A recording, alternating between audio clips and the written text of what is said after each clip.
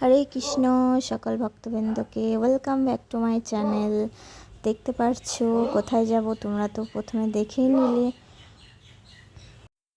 যারা চিনো জায়গাটা তারা তো বুঝে গেছো আমি কোথায় যাচ্ছি, আর যারা জানো না তারা দেখে নাও, ভিডিওটা ফার্স্ট থেকে লাস্ট পর্যন্ত দেখো, তাহলে বুঝতে পারবে আমি কোথায় গেছিলাম বা কেন গেলাম। আর এই জায়গাটাতে আমার অনেক দিনকার যাওয়ার ইচ্ছে। আমি যখন মন মানে না বইটা দেখছিলাম বা বাংলা মুভি দেব আর কোয়েলের, তখন থেকে আমার খুব যাওয়ার ইচ্ছে ছিল। ওখানে শুটিংটা হয়েছিল, তারপর থেকে তো যাওয়াই হয়নি। আর তখন ছোটও ছিলাম, যেতেও পারতাম না। আর এখন এই যে আমি বিয়ে হয়েছে, আমি হাজব্যান্ডের সাথে যাচ্ছি। তো দেখো তোমরা, আমার এই রাস্তাটা খুবই ভালো লাগছে। দেখো দুধারে সবুজ, মাঝখান দিয়ে রাস্তা। তো তোমাদের এই জায়গাটা কেমন লাগছে আমাকে একটু কমেন্টে বলবে। আর যাদের খুব গরম, শিলিগুড়িতে আছো, খুব গরম লাগে, যখন গরম লাগবে খুবই অতিরিক্ত, তখন তোমরা এই জায়গাটাতে যাই ঘুরে আসতে পারবে, খুব ভালো লাগবে। আর এই জায়গাগুলো খুব ঠান্ডা হয়, তা আমার তো খুবই ভালো লাগে পাহাড় সাইডে গরমের মধ্যে যেতে। তো এই যেদিনকে আমরা গেছিলাম ওয়েদারটা খুবই সুন্দর ছিল, না গরম না ঠান্ডা, একদম হালকা মানে মেঘলা ছিল, আর একটু ঠান্ডা ওয়েদারই ছিল, অত মানে গরম ছিল না, মানে বলতে পারো খুবই সুন্দর ওয়েদার ছিল। তো ওই যে যাচ্ছি আমি, এই রাস্তাগুলোই দেখাচ্ছি। তোমরা হয়তো ভাববে খালি রাস্তা রাস্তা, কখন আসছি না।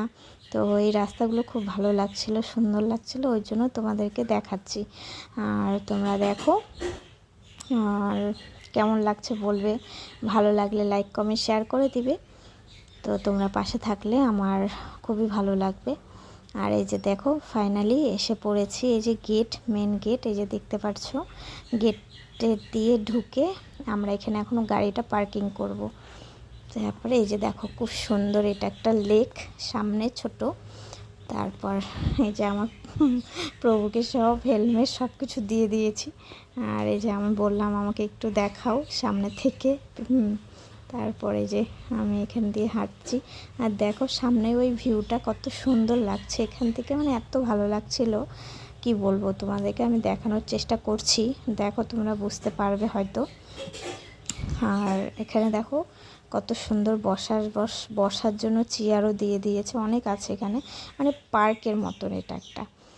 তারপর কেমন লাগছে বলো। আর এই যে আমার প্রভু যাচ্ছে, তাই আমি ওকে একটু ভিডিও করলাম।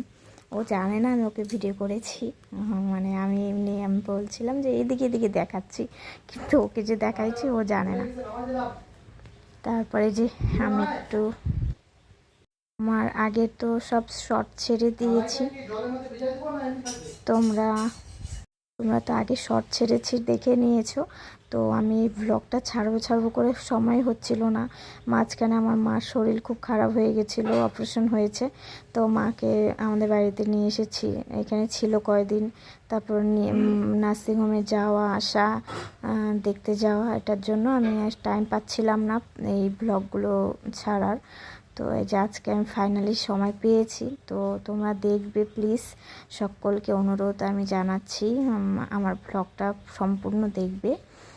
আর আমি জানি সেরকম তো আমি ফেমাস ব্লগার না, তো তবুও তোমাদের ইচ্ছে বা তোমাদের জন্য তোমরা যদি ভালোবাসো তাহলে আস্তে আস্তে হয়েও যাব, ঠিক আছে।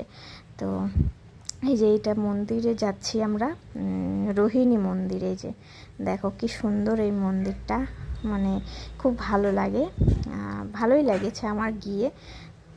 তারপরে যে আমি পরিক্রমা করছি, আমার সাথে সাথে তোমরা দর্শনও করো, পরিক্রমা করে নাও, তোমাদের ঘরে বসে পরিক্রমা দর্শন হয়ে যাবে। তারপর তোমরা চেষ্টা করবে, যারা যারা আসোনি তারা আসার, খুব সুন্দর জায়গাটা, আসলে সকলেরই খুবই ভালো লাগবে, ঠিক আছে। আর এই যে দেখো কত সুন্দর, ভালো লাগছে। আমরা সকাল সকাল গিয়েছি, ওই জন্য ফাঁকাই ছিল, হয়তো বিকালের দিকে দুপুরের দিকে খুব ভিড় হয়। তো ওয়েদারটাও একটু খারাপ ছিল দেখে হয়তো অত লোক ছিল না। আর এই যে ব্লগটা তো বেশি বড় করিনি বা বড় না, তোমরা দেখো সকলে, কিছু মিস করবে না, স্কিপ করবে না, না হলে কিছু কিছু মিস করে যাবে। তো ভালো লাগলে লাইক কমেন্ট শেয়ার করবে। এই যে দেখো আরেকজনকে, বাদর গাছে উঠে গেছে, হ্যাঁ একটা গাছের থেকে পড়েও গেছে ও, ঠিক আছে, তবু আবার উঠেছে। এই যে এখন আমরা বাড়ির দিকে রওনা দিচ্ছি। তো আজকে সানডে, রবিবার, তাই আমাদের ইসকনে যেতে হবে, ওর জন্য তাড়াতাড়ি করে আমরা বেরিয়ে যাচ্ছি। তো সকলে ভালো থাকবে। হরে কৃষ্ণা, হরি বল। আজকে ভ্লগটা এইটুকুই।